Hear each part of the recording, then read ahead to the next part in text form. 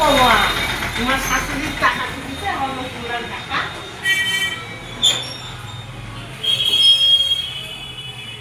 ও খোকা, তোমার মা অন্নপূর্ণার টাকা দিচ্ছে? ঢুকিছে? ঢুকে আয় কপাল, আমার ঢুকলো না কেন?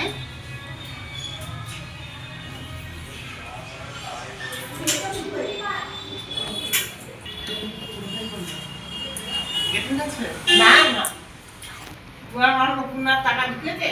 না গো, আমার অন্নপূর্ণা ভান্ডারের টাকা ঢুকে খুব কষ্টের আরে বিষয়। আমারও তো ঢুকেনি গো, আমারও অন্নপূর্ণার ভান্ডারের টাকা ঢুকেনি। দেখি আসি আরেক দিদিকে।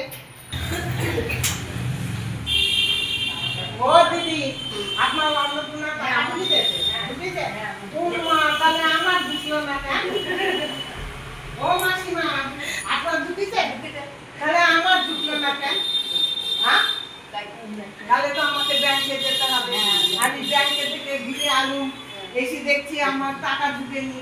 আমি বললাম পাড়া প্রতিবেশীকে জিজ্ঞাসা করি দেখি যে সবারই ঢুকো, খুঁটির ঢুকেনি, তোমার ঢুকিতে বলছো, তোমার ঢুকিতে বলছো, বৌমার ঢুকিতে বলছে, তাহলে আমাকে তো যেতে হবে।